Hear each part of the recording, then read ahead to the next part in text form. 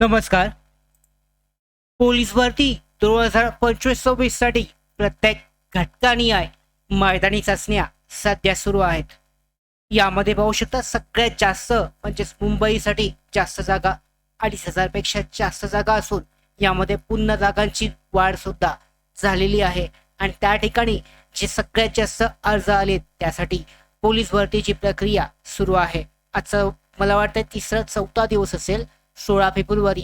तर आजची ग्राउंड मैदानी चाचणी कशी झाली, त्याचबरोबर काय कारण होतं ज्या कारणामुळे जवळजवळ 20 ते 25% उमेदवारांना मैदानी चाचणी न देता घरी जावं लागलं, आणि जर मैदानी चाचणी उद्या परवा असेल, तुमची तयारी कशी असावी जेणेकरून तुमची मैदानी चाचणी चांगल्या पद्धतीने होईल, सगळी माहिती जाणून घेऊयात आजच्या व्हिडिओमध्ये. सीपी मुंबई मरोळ या ग्राउंडवर, या मैदानावर मैदानी चाचणीची जी भरती प्रक्रिया आहे ही सध्या सुरू आहे.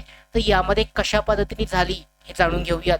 तत्पूर्वी ज्या सगळ्या अशा महत्त्वाच्या अपडेट आहेत पोलीस भरती 2025-26 बाबतच्या, त्या दररोज अशा वेळेवर येण्यासाठी तुकर भारतीच्या यूट्यूब चॅनलला सबस्क्राईब करा आणि बेल आयकॉनला सुद्धा क्लिक करा, म्हणजे महत्त्वाचे अपडेट तुमच्यापर्यंत वेळेवर पोहोचतील.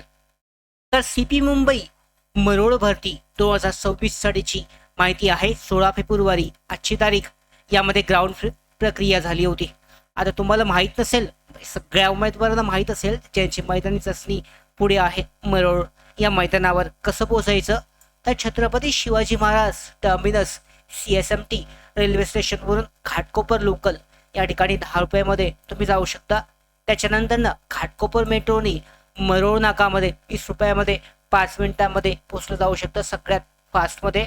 आणि मरोळ नाक्यापासून 1 ते 1.5 म्हणजे 1 ते 1.5 किलोमीटर पायी चालून सुद्धा किंवा सिटी बसने तुम्ही 10 रुपयामध्ये तिथे पोहोचू शकता. ऑटो रिक्षा सध्या जास्त घेत आहेत. त्या ठिकाणी मैदानी चाचणीसाठी जाणारे उमेदवार जास्त असल्यामुळे 80 ते 100 रुपये त्या ठिकाणी घेत आहेत. तर हे सोपा पर्याय तुमच्यासाठी आहे. मात्र लवकर जावं लागतंय, त्यामुळे तुम्हाला जितकं शक्य होईल तितके लवकर आणि वेळेवर पोचा.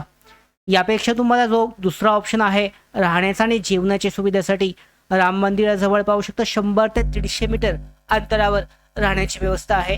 त्या ठिकाणी जेवण सुद्धा 60 रुपयामध्ये पोलीस भरतीच्या उमेदवारांसाठी उपलब्ध आहे. तर त्या ठिकाणी तुमची राहण्याची आणि जेवणाची सोय हे तुम्ही करू शकता.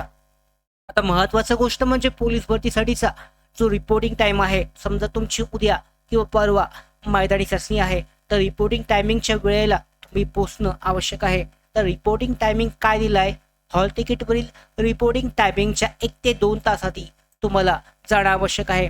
उदाहरणार्थ पाहू शकता, खूप लवकर गेलात, उदाहरणार्थ 5 वाजता तुमची सकाळची आहे, सकाळी 5 वाजता तुमची सुरुवात होणार आहे, बॅच हॉल तिकीटवर दिलेला आहे, तर 2 वाजताची बॅच आहे. तर असं करता तर 2 ते 3 वाजेपर्यंत तुम्हाला तिथं कदाचित पोचावं लागू शकतं, म्हणजे सकाळच्या वेळेला अशी परिस्थिती आहे.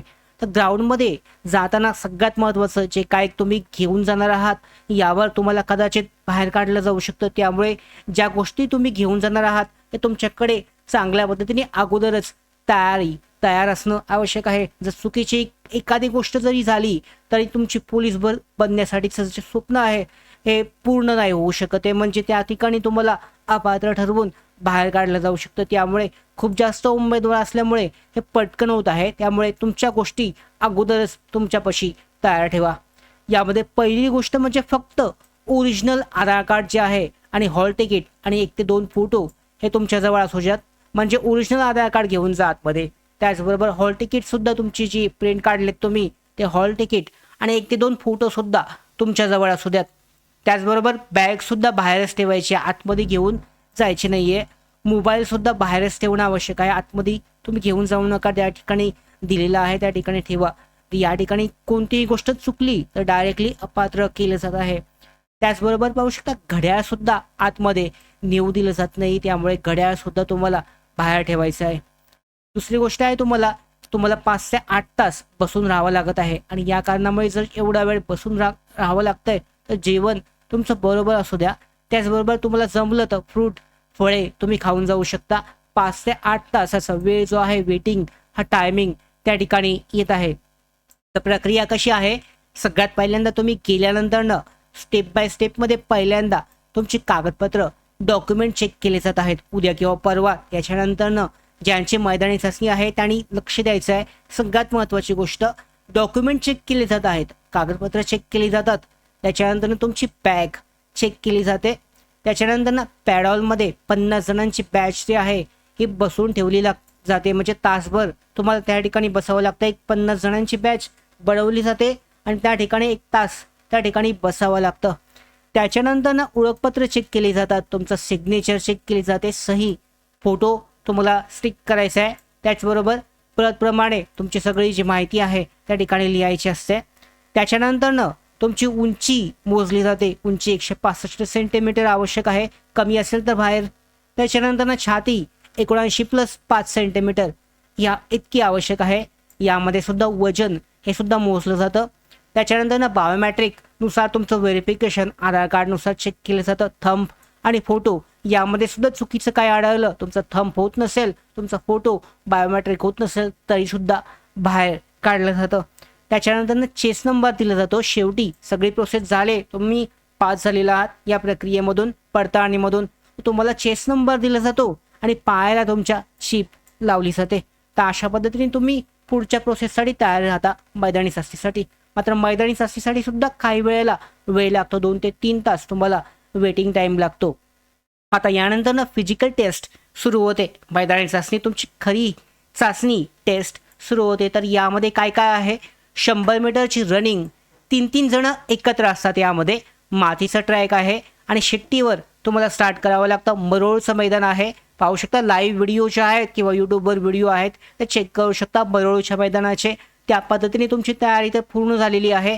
आता फक्त कशी मरोळची मैदानी चाचणी होत आहे ते माहिती घेणं आवश्यक आहे.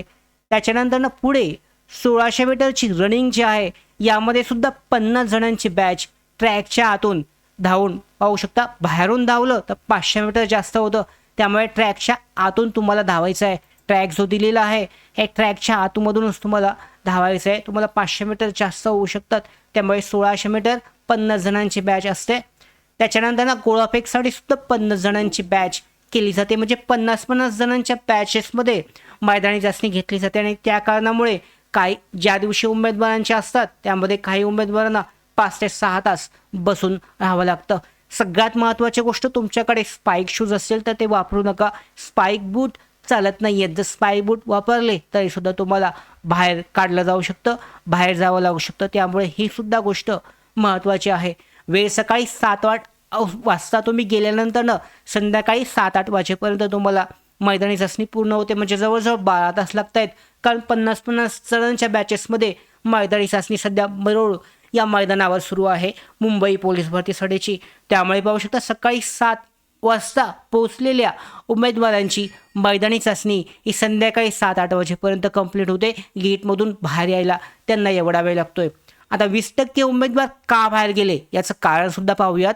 तर 100 मीटर आणि गोळाफेकमध्ये त्यांना कमी मार्क्स आले. या कारणामुळे 20% जे उमेदवार होते पोलीस भरतीसाठीचे त्यांना डायरेक्टली बाहेर काढलं गेलं. हे खूपच महत्त्वाचं आहे. पाहू शकता तुम्हाला गोळाफेक आणि 100 मीटरमध्ये कमी असेल तरी सुद्धा तुम्हाला बाहेर काढलं जाऊ शकतं. तर अशा पद्धतीने सध्याची जी मुंबई पोलीस भरतीसाठीची मैदानी चाचणी सुरू आहे मरोळ या मैदानावर, अशा पद्धतीने घेतली जात आहे तुमची. यानंतरची जी मैदानी चाचणी असेल मरोळच्या मैदानावर तर तुमच्यासाठी हा व्हिडिओ खूपच महत्त्वाचा आहे. अत्यंत महत्त्वाचं असं मार्गदर्शन मी यामध्ये केलेलं आहे. कुठे तुम्हाला पोचायचं आहे, कसे पोचायचं आहे, त्याचबरोबर काय काय कागदपत्र चेक केली जात आहेत, काय काय आतमध्ये देऊ दिलं जात आहे, काही चालत नाही आहे, त्याचबरोबर कोणकोणती कागदपत्र तयार ठेवा, कशा पद्धतीने उमेदवारांच्या बॅचेस बनवले जात आहेत, कशा पद्धतीने सिग्नेचर वगैरे चेक केले जात आहे, ही सगळी माहिती. त्याचबरोबर रनिंगमध्ये ज्या काही टिप्स आहेत यामध्ये ट्रॅकच्या आतून धावलं तर बरं पडेल, ट्रॅकच्या बाहेरून धावलं तर तुम्हाला 500 मीटर जास्त अंतर हे करावं लागेल. त्यामुळे सुद्धा ही गोष्ट महत्त्वाची ठेवायची आहे. त्याचबरोबर आजची 16 तारखेची जी मैदानी चाचणी झाली यामध्ये 20 ते 25% उमेदवारांना बाहेर काढलं आणि त्याचं कारण फक्त इतकंच होतं की 100 मीटर आणि गोळाफेकमध्ये कमी मार्क्स पडले. तर या दोन गोष्टी सुद्धा तुम्हाला लक्षात ठेवायच्या आहेत. 100 मीटर आणि गोळाफेकमध्ये सुद्धा चांगले मार्क्स काढा जेणेकरून तुम्हाला बाहेर जायची वेळ येणार नाही आहे. तर अशा पद्धतीने उद्यासुद्धा कशा पद्धतीची पोलीस भरतीची मरोळ असेल किंवा इतर घटकांबाबतचे अपडेट आपण अशाच घेणार आहोत. पोलीस भरतीबाबतच्या सगळ्या महत्त्वाच्या अपडेट अशाच मिळवण्यासाठी नोकर भरतीच्या यूट्यूब चॅनलला सबस्क्राईब करा. धन्यवाद.